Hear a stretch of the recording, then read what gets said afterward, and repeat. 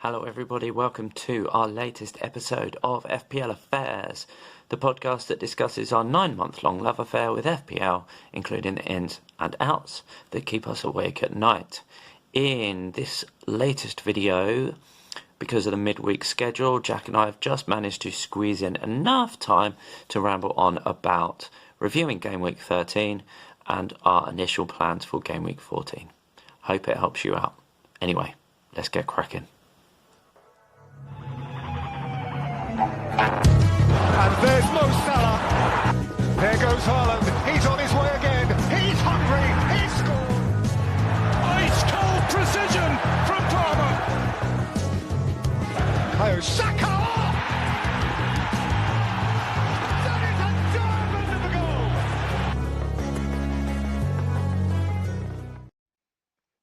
Hello, welcome to the squeezed in Game Week 14 episode with me, Matt the Veteran, and my co-host Jack, aka the Master. How are you? Yeah, struggling to call me the Master now. So that's, but I don't blame you after my recent history of FPL. I'll compare it to mine and my current ranking for sure. Anyway, having some nice greens this should we week. take a look at the weekend? Let's look at the greens this week. Yeah, finally. Okay. A couple of greens. Sounds so miserable for getting a green, possibly. Yeah, we'll talk about it. Not. We'll talk about it in a second. Bloody Norwegian. This is our review part of the episode of, well, review and preview. Very unimaginative and creative, Matthew. Original. No flakes. Yeah. Very nice, very pretty. There she blows. There's my team. So, for those listening on podcast, Flecken 2, Gabriel 9, Hall 2, that was a killer, 8 Nuri 0, and Buemo 2, Mo Salah captain with 26, Smith Rowe 2, Cole Palmer 14, Chris Wood 9, Strand Larsen with 11, and that tall Norwegian waste of time Erling Haaland 2. I will say, before you go into your expert analysis, I'm proud of you for not captaining the Norwegian. Well, yeah, I haven't the last 2 weeks because I thought I am a glutton for punishment, but not that much. So I can't bring myself. I genuinely thought about it. I genuinely thought about going Haaland over Salah this week, and there was a moment where I nearly did it.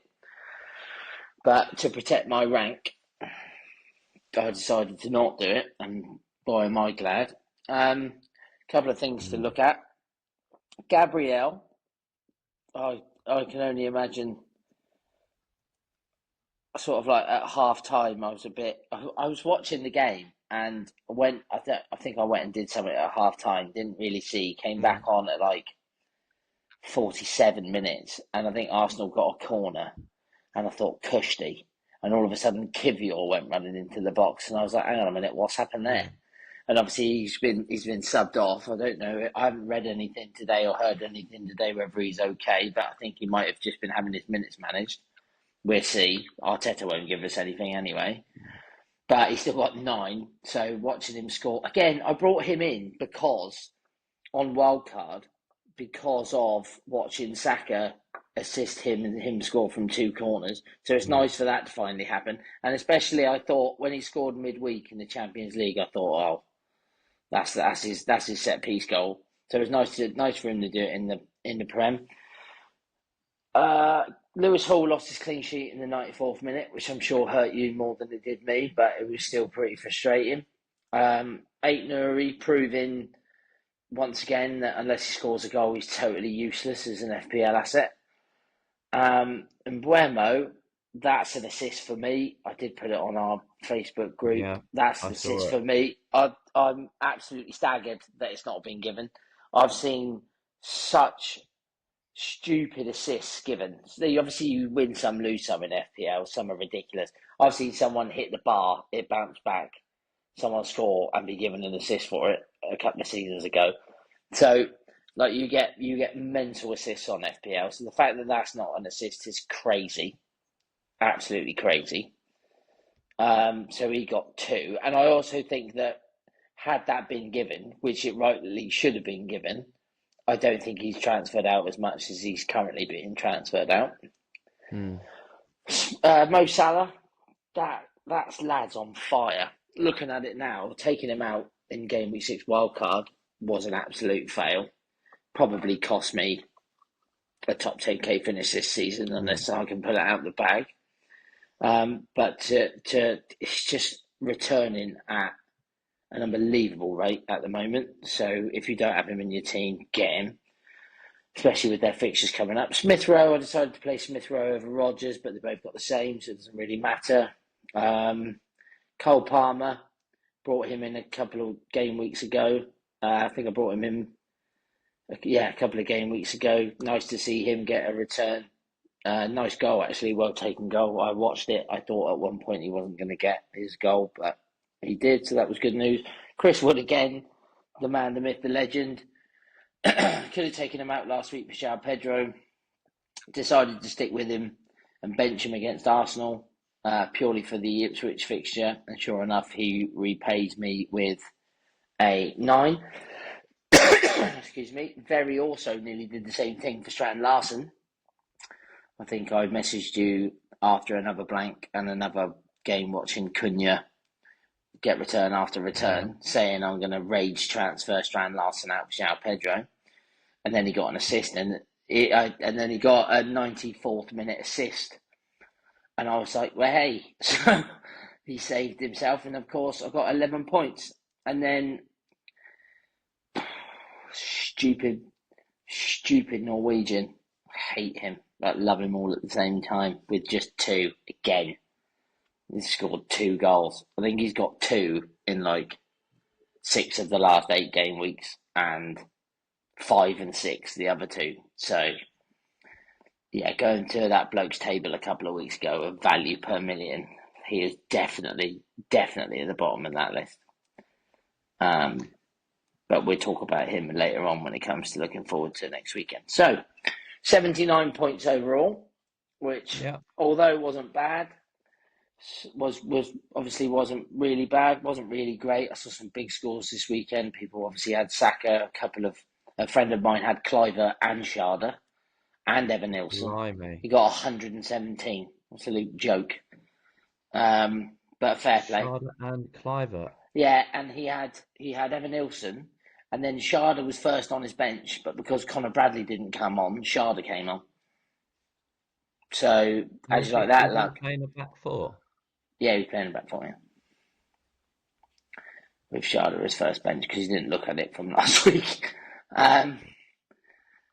Call that luck. Safety 76, so a tiny green, but a green nevertheless. Obviously, that Lewis Hall clean sheet probably would have tipped me into the top 200k, but old rank was 244k, new rank of 204k, so about pretty much a 40k rise, and change of 16%, and a game week rank of 1.6 million. So that's me. How did you get on? Hey, there's my green arrow. Yeah, you got one after a few reds. Bloody ones. So reading through mine, Raya 2, 8 Nori, 0.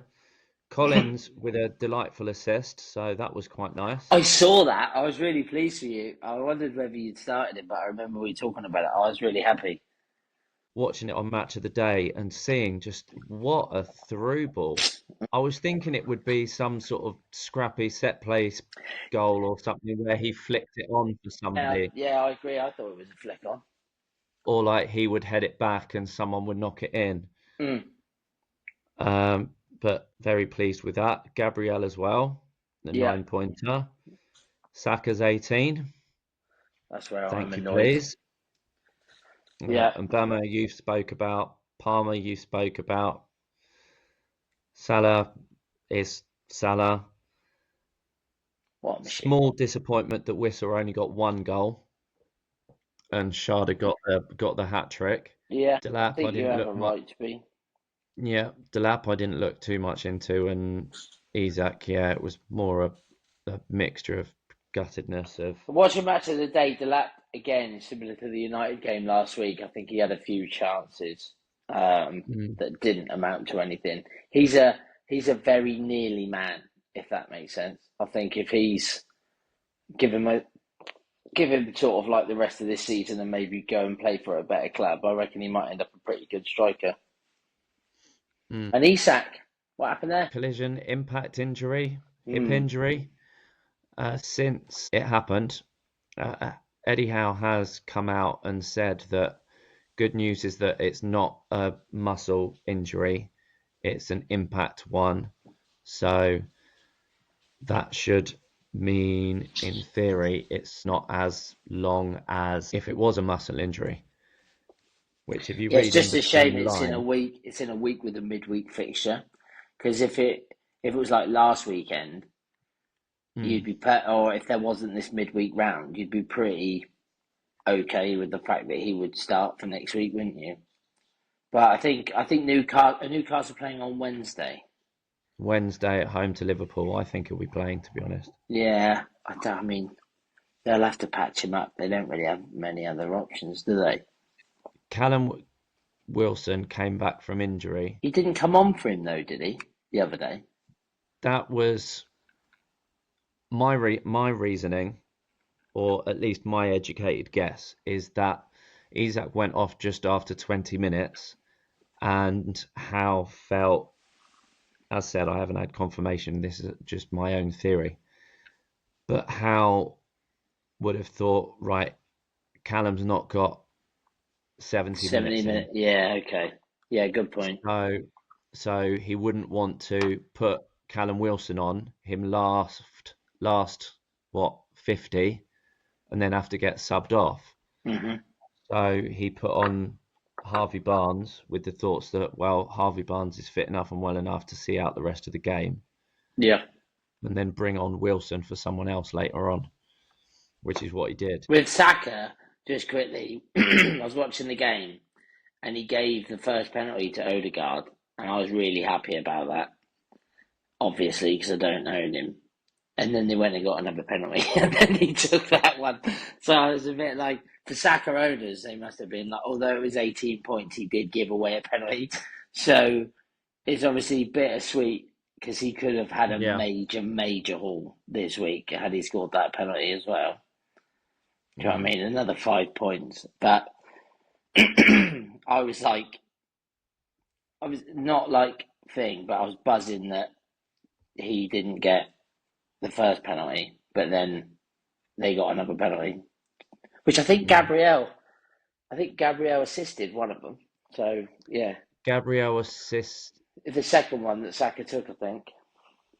I have seen somewhere that Arteta, because there was the question mark over whether Gabriel was taken off on the concussion protocol, whereas we all know how misleading and mystical Arteta likes to get with his press conferences, he Yeah, has actually had to he's had to come out and say that no, Gabriel was taken off as a precaution from the midweek injury. There was no protocol. It was not a concussion substitution. yeah. I think they were 5-2 up, and although they had a mad flurry where they conceded 2 goals in like 2 minutes, I think they could have. I think he probably used it as an opportunity to rest him for midweek. Yeah, Do you know what I mean? That would be my yeah, reading into Gabriel, yeah. Which and is then why I think it'd probably be the same for Isak as well. yeah, I think both of them will play on Wednesday. You got to do your stats, haven't you? Yeah. So I got 87, Woo! which yeah, I wasn't feeling like that when I saw it was 87 Why? because of what changed in the last hour. So I put in a 89 points in the admin group of the Facebook admin chat and being like, yes, I've just squeezed back into the top 2 million. Yes. And then Salah gets stripped of a bonus point, which captaincy's doubled, so knocks me down to 87, and Yeah. I drift just outside the 2 million. Ugh. But that's not a disappointment, is it, really, if you look at your Yeah. yeah, I So know what you're saying. 87 points in total. My safety score was 66, so beat that by 21. Total now up to 745. Old rank after game week 12 was 2.9 million. That's Yeah. now gone to 2.01, which is a change of 30%. And my game week rank was 667k. It's that you want that first number to change, otherwise it almost doesn't feel like a green arrow. So for me, going from 244k to 204k, and you going from 2.9 million to just in 2 million, it almost doesn't feel like a change of rank because that first number's not changed. Do you see what I mean? So you're still in the top 2 million, and I'm still in the 200,000. So it almost feels like for example, I was 204k. If I'd have got one more point, which there would have been that Salah bonus point, probably would. I Mm. think I actually looked similar to you, and I think I was like 197, something like that. And like you said, all of a sudden you look at it and you're 204, or you're. Well, I think you were 1.9 million, weren't you? And then you ended up being just in the twos. Uh, You almost feel like you've had a little red arrow after your big green. well, I did notice in another part of live FPL, I've got the same points total as 2 million Yeah. rank, and I think I'm about 31 behind 1 million, 31, I 32 think I points think behind you can 1 make million. that up. I think you can make that up pretty easily, definitely by Christmas, if you get the right differentials, which we'll talk about in a minute. But Mm. I think going on to the next slide and talking about next week or like tomorrow, I think you've got to take maybe a risk, but take calculated risks. Yeah, So you don't necessarily want to start bringing in really low owned players. But at the same time, the odd little differential here and there, like for example, Strand Larson versus Cunha this week went in yeah. my favour, but last week it didn't.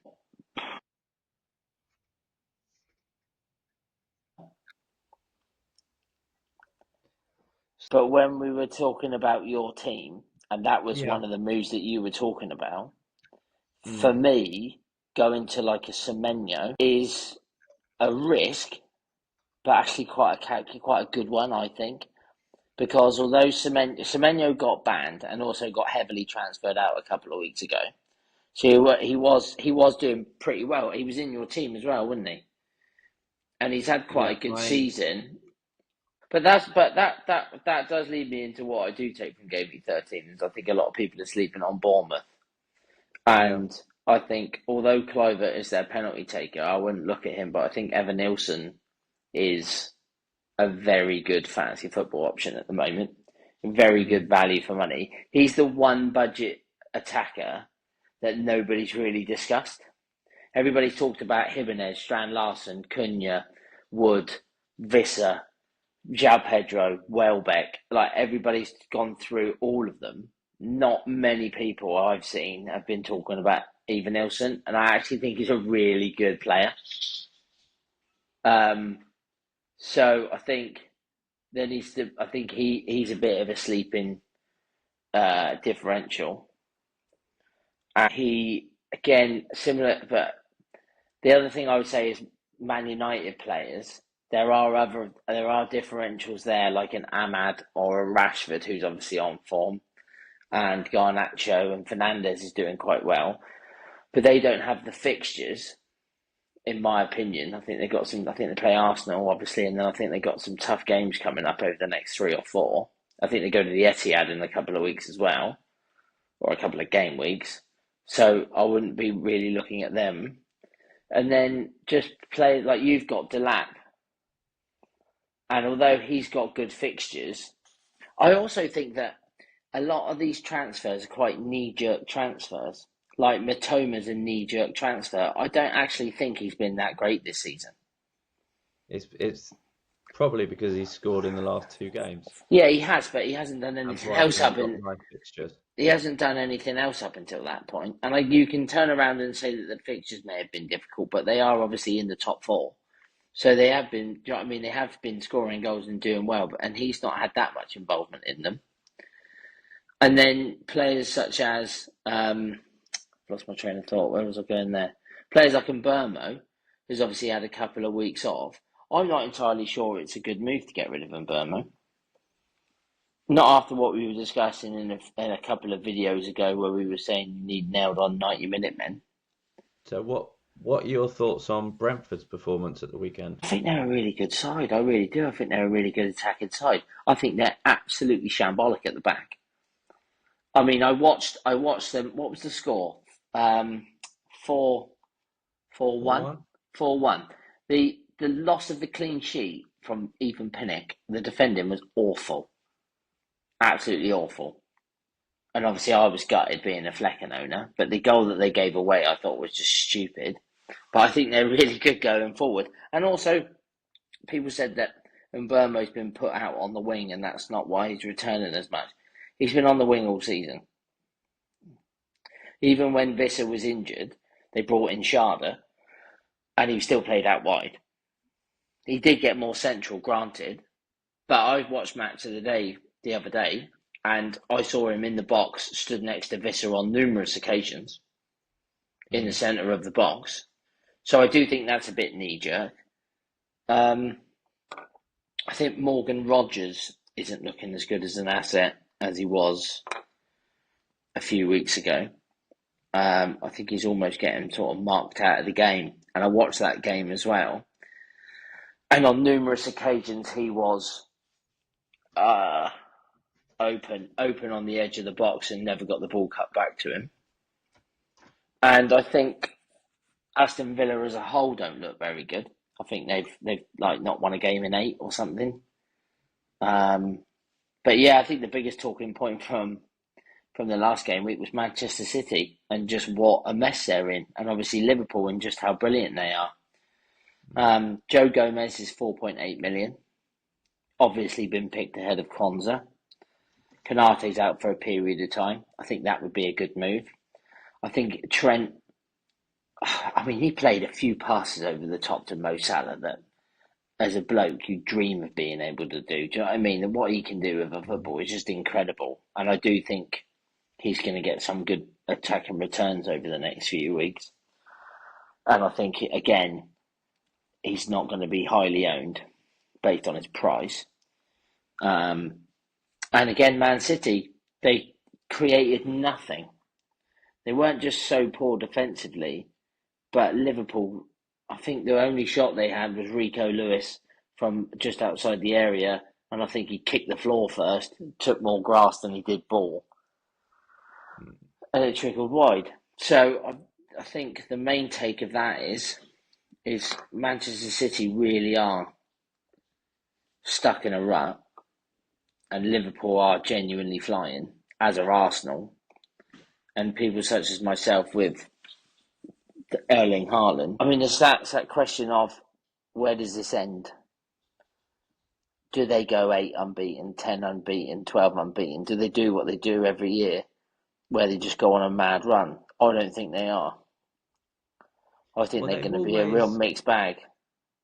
They were always generally under Guardiola. They've been slow starters. They've been they've struggled at the beginning. They've ticked over. They've got the points, and it gets to like the second half of the season, and then they just blow everyone away and win like 18 out of 19 games. But then this first half of the season, they're not doing as well from a first half of the season point of view that they normally do. Up until 4 Premier League games ago, they'd won every game and drawn 2.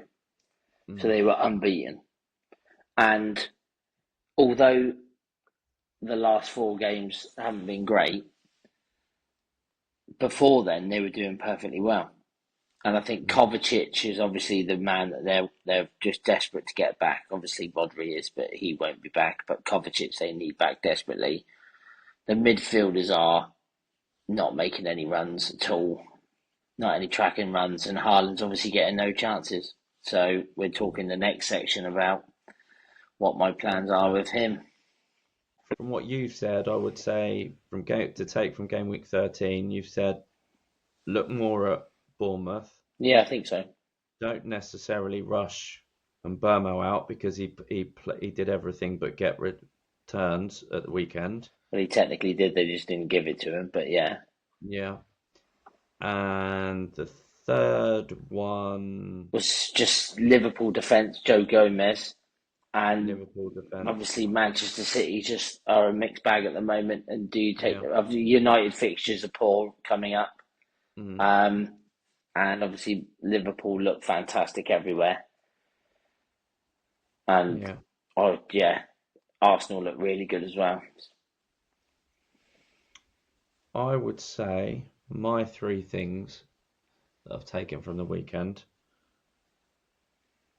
Bournemouth, I do agree with that actually. Now you've said it because you've got, we found out Kluivert's on penalties when he's on the pitch, and at home they've proven this season how solid they are at home. Yeah. Evan Nielsen started returning because he started the season playing well but not getting any returns, whereas now he's getting them. He won all 3 penalties at the weekend.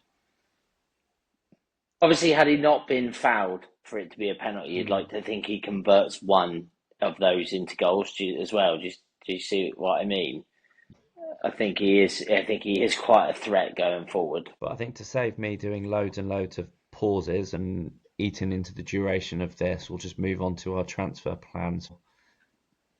Game week 14. Right, you go, because I'm more excited to talk about yours than I am mine. Well, if you think yours is going to be quicker, we'll get yours out first, because I think your slide might be first anyway. Okay, fine. I don't think it's going to be quicker. Waiting for injury news. Interesting that Mikalenko and Aït-Nouri are in there together. I think I had plans of playing... who are my other two? Wout Faes. No, it's fine. It's fine. It's fine. On there. It's fine. I have Wout Faes, and there's another one who is Lewis Hall. So I wasn't going to play Lewis Hall, but I was basically torn between Faes and Mikalenko. But I probably would have played Mikalenko anyway. But I've got Strand Larsen, so it's a bit of a thing. So Gabriel, obviously a flag. Wait and see. Palmer captain, obviously. I think he'll hit 200% ownership this week, definitely. Salah and Burmo, Rodgers. Again, Smith Rowe has a shout, but I agree. I'd probably start Rodgers. Chris Wood at Man City away. Strand Larsen at Everton away. Looking at this objectively, if somebody said what they should do, I think a Wood transfer to somebody such as an Evan Nielsen or a Jackson, if you've got the money and what have you, would be the way to go.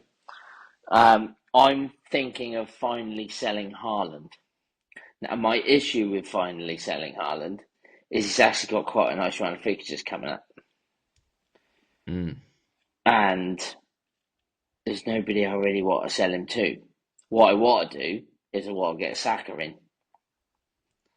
And if I did Haaland down to like a João Pedro or a Nick Jackson, again, like we were talking about in the previous video, you can buy yourself a small island off the coast of the Maldives.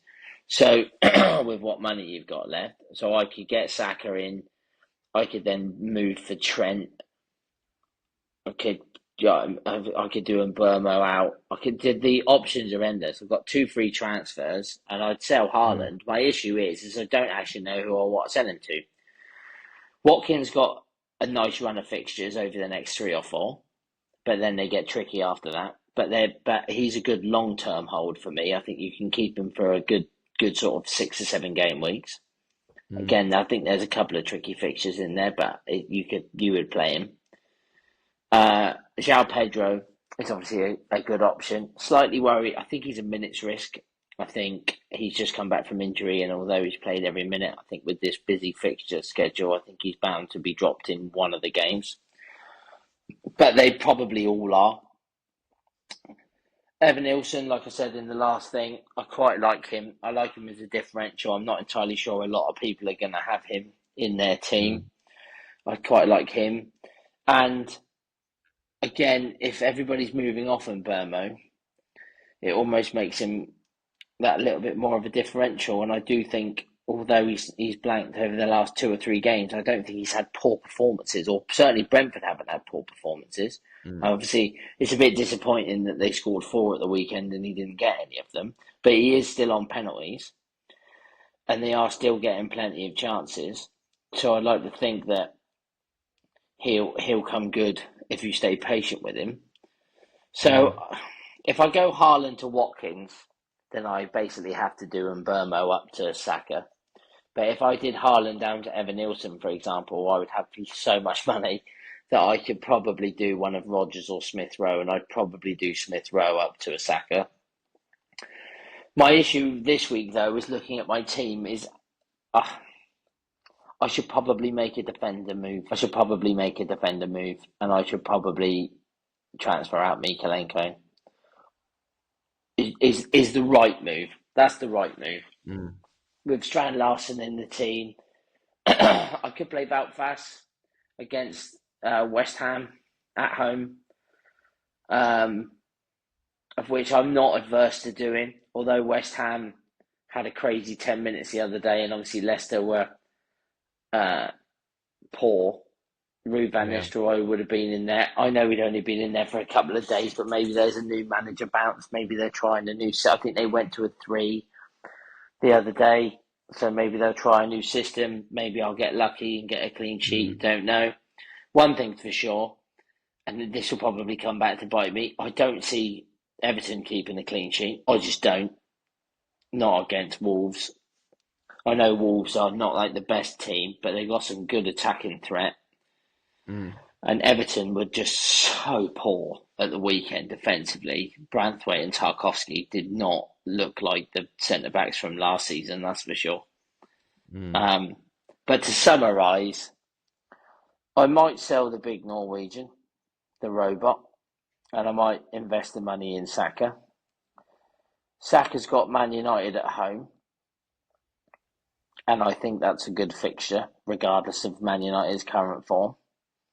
Arsenal at home to anyone's a good fixture. Yeah. Generally. So Arsenal at home are obviously very good at home. I've got problems with Mikalenko and Strand Larsen playing each other, so I'll probably just play fast anyway, just to get rid of that potential headache. And then it's whether, but to be honest, I could just do Chris Wood to João Pedro. I could do Haaland to Jackson. I could do Haaland to Evan Nilsson. I could do Haaland to João Pedro. I could do Haaland to Watkins. I could do Burma. I could do Wood to Evan Nilsson. So many options this week that more than likely I'll just roll. So, and then I'll get a red. And that's the thing. The annoyance of it is at the moment is that I am fully stagnated in my rank. And I have been stagnated there for 4 or 5 weeks, and that's based on Haaland. Purely based on Haaland. I didn't have Palmer for a couple of weeks and he went big. Didn't have Salah for a couple of weeks and he went big. And to be honest with you, not having Salah for those 2 double-digit hauls cost me from 86k to 175k. Then I didn't have Palmer for his, and that dropped me to 244k. Then I finally get Palmer, and then I finally get Salah, and I finally get Palmer, but now because Saka's outperforming Haaland and has done over the last 2 or 3 weeks, everybody that's not got Haaland has got those 3. So it's Haaland versus Palmer, and Haaland versus Salah, and Haaland versus Saka every week, and every week he's losing by a long margin, double-digit hauls. Last week wasn't so bad because Palmer blanked. But then Saka did really well, and I didn't have him. I had Palmer, so it's just every week Haaland's just causing me to stagnate. However, there is a strong, if City were to turn it around, and this is what's stopping me from being dead set on it. And I know, hopefully, you're going to tell me why you made the move, and that will help me make my mind up. But I can't. If he's just so lowly owned, and he plays for Man City, and he's a machine at scoring goals, and it's just stopping me from wanting to make the move because now I've got a two-time Golden Boot winner at like 32% ownership playing for Man City. So yeah, that's my Yeah, and I have this dilemma every week. my final thought about Haaland before we move on to mine is I saw a stat, I think it might have been in the actual official app earlier, that said since maybe game week 6 or 7 or something like that, Haaland's got 23 points, Yeah, and Saka, Palmer, and Salah are all 80 points plus yeah, each. yeah. It's cost me. It's cost me. It'll probably. That's what I mean. It's cost me, and it'll probably cost me a top 10k this How, season. how many transfers have you got? Two, 3? two, 2. two. So, and that's why I didn't do it last week because I thought about Yeah. doing it last week, but I didn't want to do it last week because I didn't want to do it and then not be able to spend the money. That's just rubbish. But let's go on to your team. Hopefully, you can inspire me. Right, so yeah, at the moment mine's lining up with Raya in goal, Aït-Nouri, Gabriel and Wout Faes in defence, with Palmer, Salah, Saka and Burmo, Rodgers in midfield, Wissa and Isak up front. On the bench, Liam Delap alongside Lewis Hall and Collins. Nathan Collins. Several weeks ago when I made a few different drafts where it was going into game week 11 or so, and I looked at planning transfers, knowing loads of people were going to wildcard in game week 12. It was kind of in advance of that, building towards that, and we're trying to preempt where people were going to go. So I made a plan for Nick Jackson. I did a draft getting him in game week 12, a draft getting him in game week 14, and a draft getting him in game week 16. The longer one's based on whether he gets this 5th yellow card. And in the end, when I did the switcheroo from Haaland, your favourite Norwegian, to Salah, my initial plan was to Salah and Jackson. It was, yep. So I was going to do the 2 free transfers, Semenyo and Haaland for Salah and Jackson. I had the exact money. And then my Newcastle goggles took control because Isak started to hit a bit of form and scored 4 goals in 4 games. Yeah. Which included goals against Chelsea twice and Arsenal. So he scored 1 in the cup against them at Stamford Bridge, and then he scored 1 at St James's in the cup. Yeah. And they were on a run, didn't they? Didn't they win like 3 games in a row or something? And they looked pretty good. I think it's hindsight though, isn't it? Because Isak was still a very good option and still had very good fixtures. And although Newcastle obviously slipped up last week, and do you know what I mean? He got injured this week. I still think it was the right move to make. I wouldn't sort of like beat yourself up about it too much. Yeah, I'm not necessarily doing that because, and that's one thing I'm learning this season. I'll try not to do, particularly as my ranks significantly further back than it has been in previous years, is going back. Well, I don't think I've actually made any major knee-jerk transfers. I think there was the Nkunku and Quanta at the beginning of the season in my starting squad that had a little bit of a domino effect. And actually, I think the only real knee-jerk thing I did was wildcarding in game week 4, because I maybe had one Liverpool asset. I had Yeah. Jota and he was blanking, and then Diaz, Salah, and a defender were racking up the points, and it was hurting me every week. So I just needed to get them in. But anyway, that's going backwards. This is looking forwards. So with What's the two move? free transfers, I'm desperate to get Jackson in for the Southampton game, Yeah. Yeah, I don't blame you. like we were talking about, and Mm. with two free transfers, I've got kind of three question marks, and on the cover of this episode, I've got pictures of Isak, Jackson, Mitoma, and Mbeumo. I put Jackson and Mitoma on there because they're doing the rounds talking at the moment about transfers in and suspensions. Isak's injury and Mbeumo's obviously the one that's looking most popular to go out. So with Brentford's fixtures turning, and I've got triple Brentford of Collins, Mbeumo and Wissa, those are the initial most obvious ones to go. And therefore, if depending how I want Nicholas Jackson in, it's reallocating the funds from Mbeumo. Now this is a thing, note to viewers. Yesterday, I did a price check, and Mitoma and Jackson coming in for Wissa and Mbeumo was exact money. Oh, plus the 1 million I had in the bank. I've got in the bank, and then I didn't make the changes last night, and Jackson went up.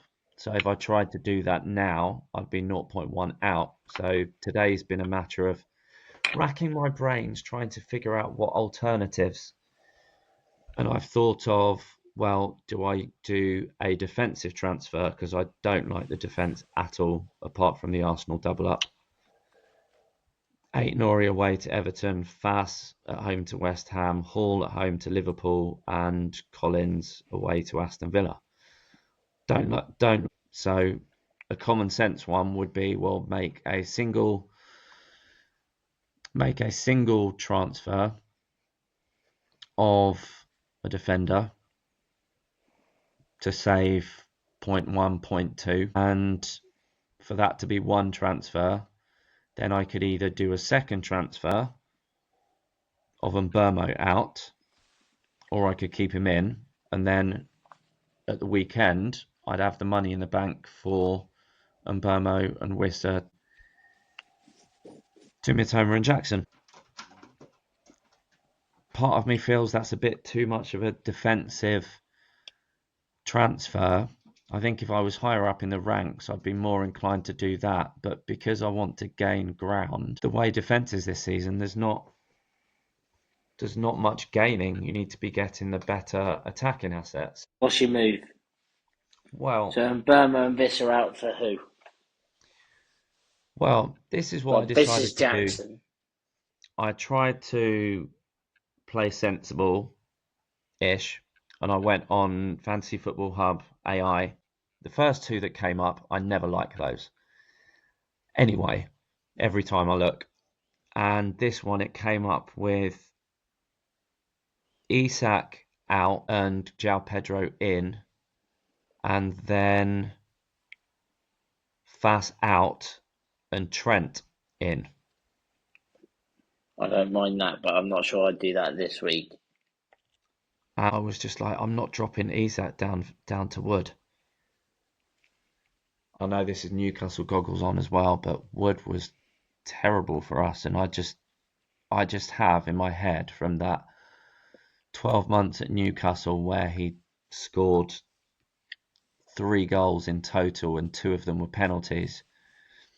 I just have in the back of my mind that this form he's on this season is a purple patch, and then it'll stop, and then he'll just won't score or he won't play. Well, let's hope not for my sake, but yeah. So I put in the filter of incoming Nick Jackson and to see what it came up with, and it did come up with a combo that was actually appealing. I liked it. Yeah, So for those watching, and this is not me saying I've done it or I'm definitely doing it. Have you done it?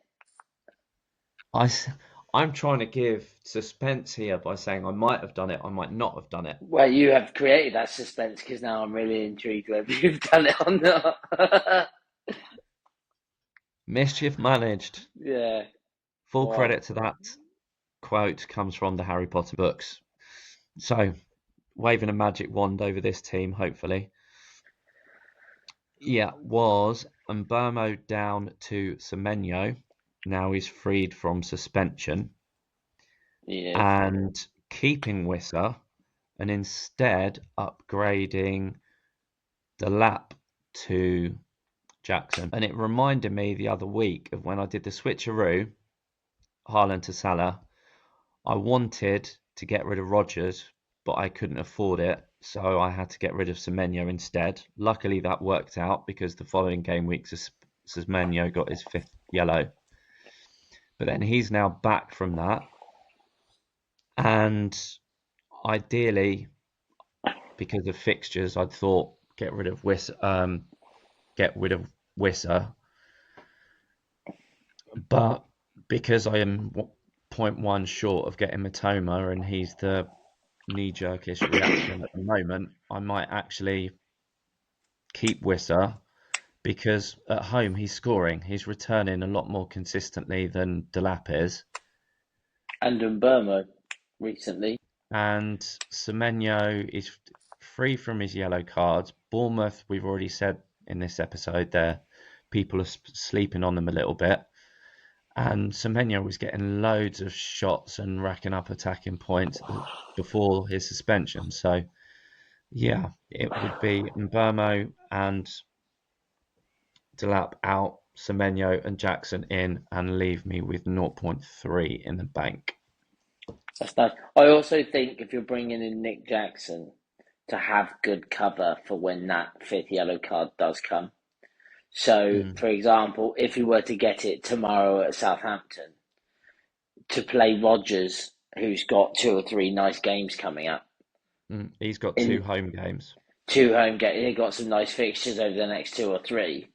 I think if you're going to bring in Nick Jackson, I think make sure you've got good bench cover over the next 3 or 4 games because chances are he is going to get that yellow eventually.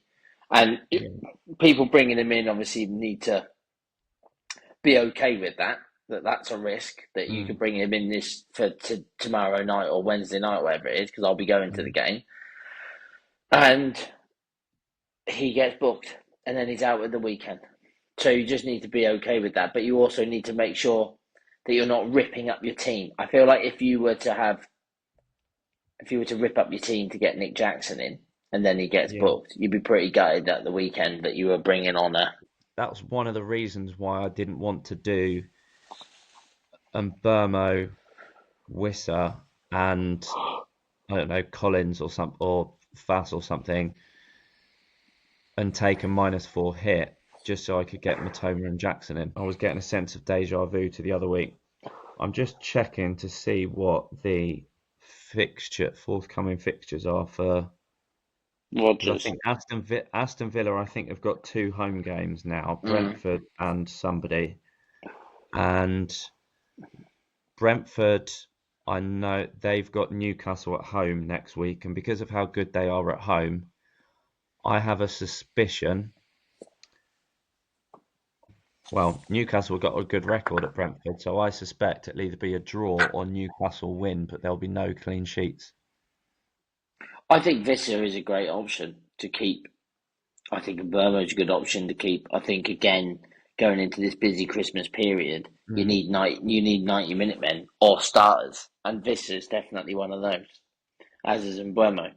So I'm glad that you're not sort of, and then Semenyo is a 90 minute man and nailed on starter.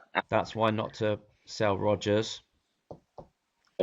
Aston Villa have got Brentford at home and then Southampton at home. Yeah, Southampton. And I think they've got a nice fixture after that as well.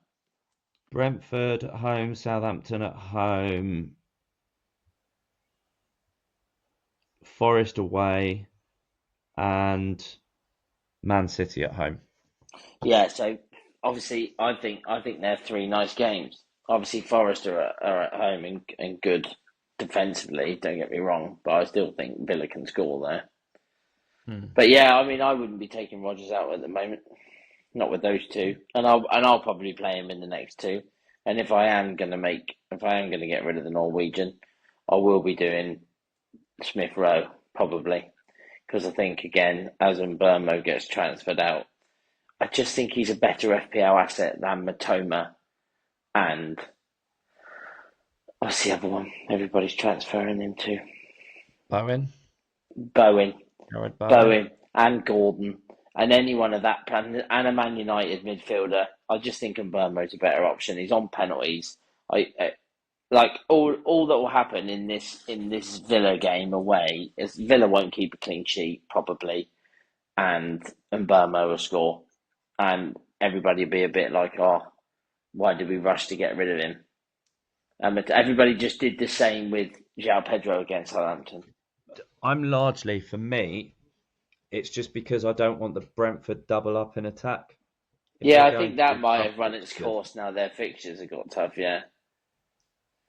So, and because at home they're attacking and other defenses aren't great, that I'm okay having one that's possibly on rotation for the home fixtures, but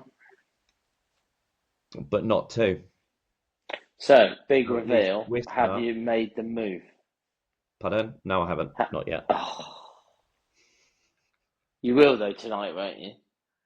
Quite probably, because rumour has it is that Mbeumo's going to drop tonight. Yeah, that's kind of where I'm at, and Saka's going to go up. I'm pleased I got Saka for 10 million. Yeah, exactly. I bet you are. It's a very good move. And he's obviously hauled in the last 3 games. But I just don't think I can keep doing this whole Haaland versus one of them 3. Because he's not doing it. And I can't just keep floating around 200k watching all 3 of them score every week and him not. Well, but on the flip side, he could start scoring again, and that would probably be enough to sort of take me into the top 100k because people won't be able to get to him if they do it. But I'm seeing nothing from Man City that's making me think that they're going to go on a run. Nothing. I'm seeing nothing, and it's not. He obviously had them on Sunday, and I think they're playing on Thursday. I don't feel, although I know it's Guardiola, but I don't feel like he's going to reinvent the wheel by Thursday. Yeah. So chances are it'll be the same starting 11 or a similar starting 11 to play a similar style of football. And although it's sort of down as an easy fixture, that's not an easy fixture. Forest are a good side. I think they're one of the best defensive sides in the league this season, outside of sort of Arsenal and Liverpool. Well, we shall see. Yeah, we'll see. We'll bring that, what we thought was supposed to be a short video, to a close. Yep, so where you can find us on x.com/FPL Affairs, Facebook groups, Fantasy Premier League FPL 1, which you can find the link in the YouTube video description, YouTube channel at FPL Affairs, and Spotify, the long link and random numbers, which again you'll find in there. But yeah, please subscribe and like and comment with any suggestions you've got, as well as passing it on to your friends.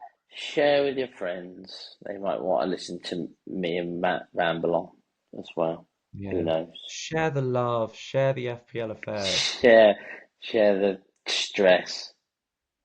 All right then. Take care. And final thought, everybody, is that with it being a double game week, we're trying to record as normal-ish, but because there's fixtures on Wednesday and Thursday, we'll record on Thursday to release episode game week 15 preview on Friday morning. Busy week this week, everybody. Don't forget deadlines. Yep. Get your moves in. Watch price rises. Yep. Thanks for watching. Everybody, thanks for watching, and hope you enjoyed the video. And I think really all that's left to say is keep your FPL affairs under wraps until the deadline at 6 p.m. Or roll if you can. Really? Yeah. Bye-bye, everybody. Bye, everyone.